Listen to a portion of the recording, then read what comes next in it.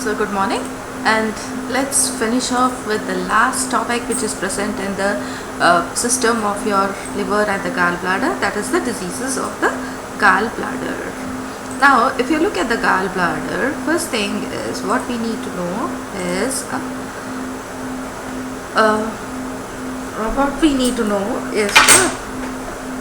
constitution of the bile.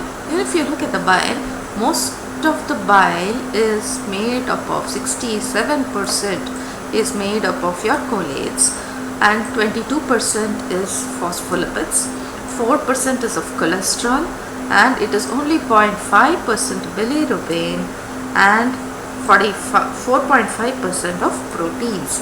So what are collates? Deoxycholates, lithocholates, they are all the end products of your bilirubin.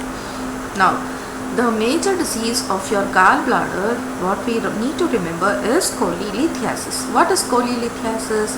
It is the stones which are being formed in your gallbladder, and it is present in almost 20% of the adult population, and of these almost 80% of them are silent.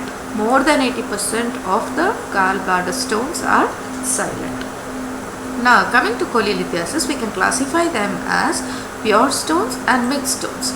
The pure stones are the stones either made up of cholesterol or made up of the pigment, and the second variety is the mixed stones. Now the cholesterol stones are present in 75% of the Native Americans. I think that is not required. In the developing countries, they say it is uncommon, but it is quite common even in our country, and usually it is seen in more than 40 years females. Oral contraceptives, pregnancies, the drugs like clofebrate, obesity and rapid weight loss, these are all the factors which cause an increase in the cholesterol in the bile, leading to the formation of cholesterol stones. Here, cholesterol stones, when we are having excess of cholesterol being produced, it causes a gallbladder stasis, which could be neurogenic or hormonal, and certain hereditary factors, all of them are actually causing a production of your cholesterol stones. Coming to the pigment stones, they are black or brown in color, and they are usually secondary to hemolytic syndromes. If you remember, when we talked about hemolysis and hemolytic anemias, there is a variant called as thalassemia trait, where you are having hemolysis which is not coming into picture for a long time, and in such cases this gallstones could be the first presentation of your hemolytic anemias. Now the first and the foremost factor in the cholesterol stone pathogenesis is supersaturation of your bile with cholesterol, and when this happens, there is a gallbladder hypomotility, because the cholesterol which is present, the increased cholesterol which is present, which is only almost 4% of the bile, when it increases, it causes a hypomotility of the gallbladder, because it makes the gallbladder less the gallbladder doesn't get stimulated by cholecystokinin, which helps it to actually the motility of the gallbladder is totally stopped. So this leads to cholesterol nucleation, mucus hypersecretion, and formation of the stones. So biliary lipids, when they are increased with the bile salts lecithin, they form vesicles and micelles, and when there is a supersaturation, they form multilamellar vesicles. Usually they are present like this. When there is supersaturation, it becomes multilamellar vesicles. This induces a hypomotility of the gallbladder, because the gallbladder becomes resistant to the activity of cholecystokinin, or it doesn't react to cholecystokinin, and when this happens, there is aggregation of these cholesterol, and when you are having the other factors like mucous hypersecretion and calcium salts, there is a cholesterol stone formation. This is the pathogenesis of your cholesterol stones. So you are having 4 contributing factors. One is supersaturation, the other one is hypomotility. You also have a factor hypersecretion and also calcium salts, which lead to the formation of your cholesterol crystals or gallstones. Cholesterol gallstones.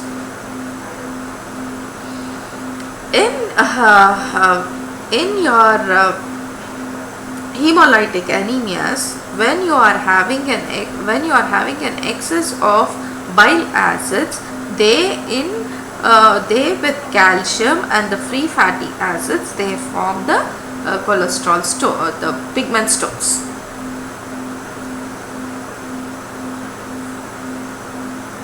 So usually cholesterol stones, they are present almost in 50% of the cases. They are pale yellow and round to oval, and when you are having a discoloration, it is because of the bilirubin, and they are multiple and faceted surfaces, and they are radiolucent because of the calcium content which is present.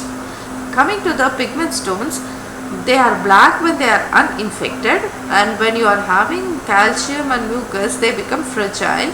They become brown when they are infected, and they are radio opaque in many cases. This is a normal gallbladder. These are your cholesterol stones which are having facets. These are the pigment stones. Yes, and this is a single stone with cholesterolosis, where there is excess of cholesterol which has been accumulated in your gallbladder wall, and these are the examples of your mixed stones.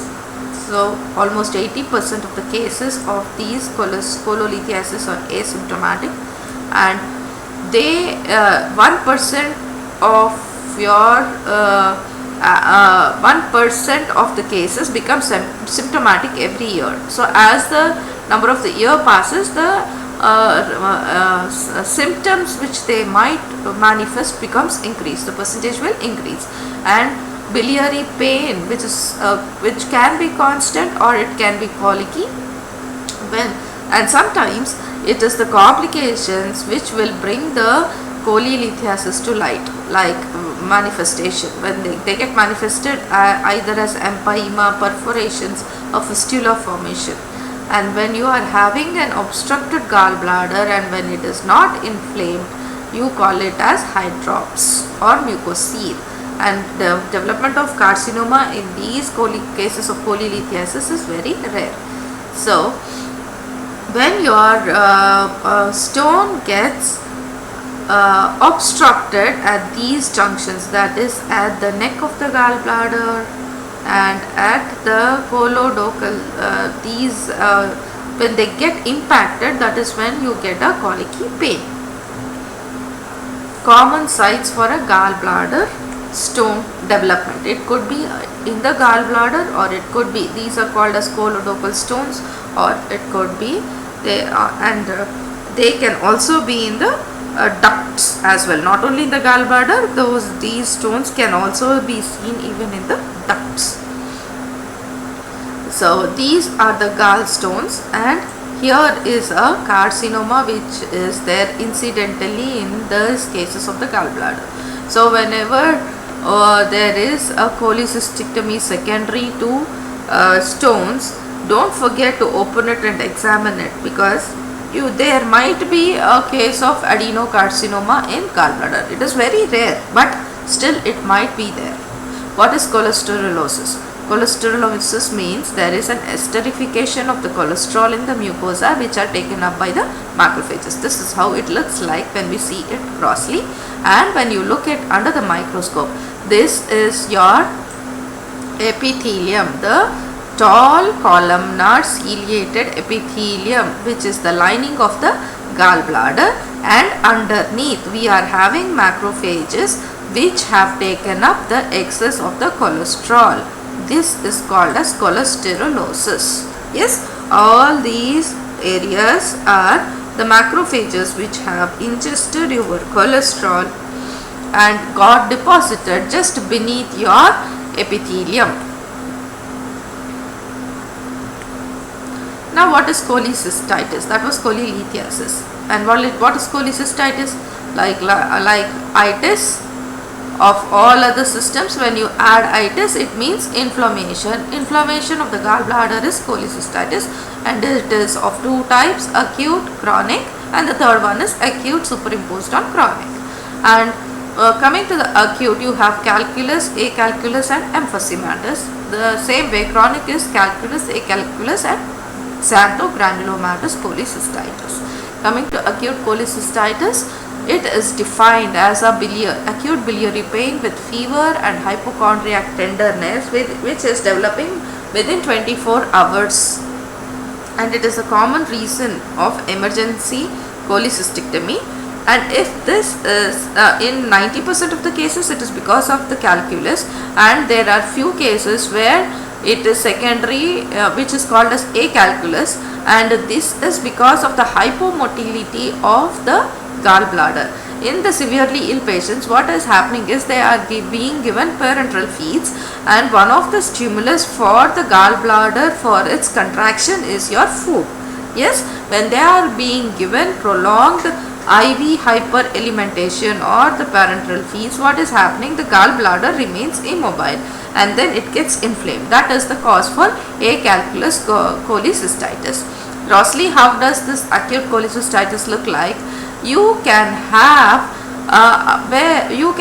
just the cardinal signs of inflammation. That is, it becomes red, it becomes swollen because of edema, and of course pain is what the patient is complaining of, right?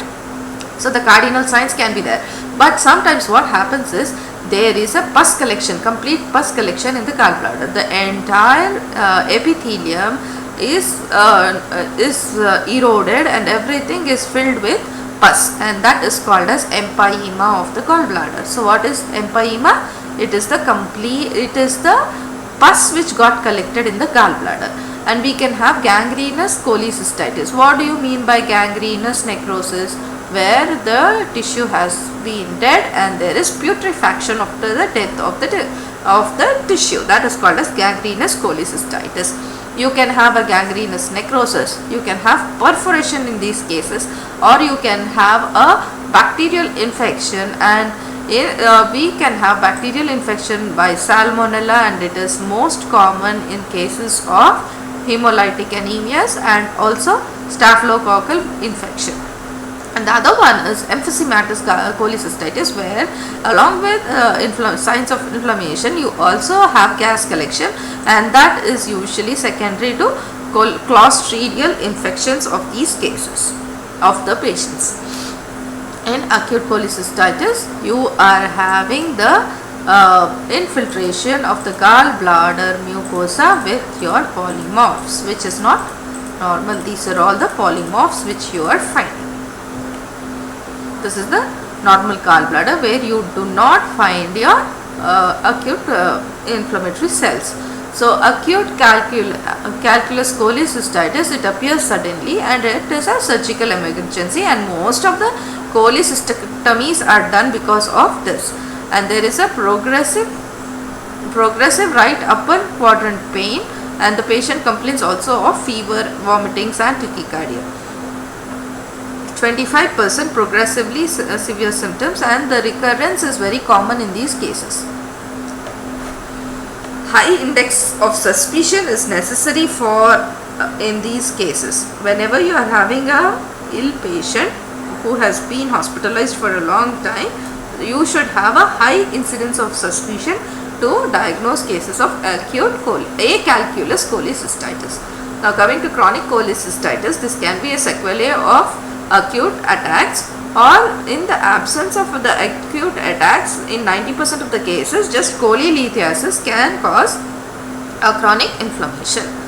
There is variable morphologically. Usually we have a subserosal fibrosis with adhesion formation, and whenever we are having adhesion in a structure which is having a tubular structure, we have a acute phase or adhesive cholecystitis in these cases. And then the walls are thickened, grey, white and opaque, and they usually contain stones. And in xanthogranulomatous cholecystitis, these walls of the of your gallbladder gets infiltrated by xanthogranulomatous cells.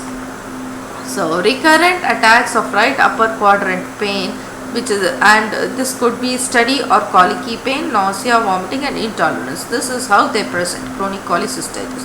What are the complications of chronic cholecystitis? You have bacterial superinfection with cholangitis or sepsis. You may have gallbladder perforation and local abscess formation, gallbladder rupture, or you can have a fistula formation. These are all the complications of cholecystitis.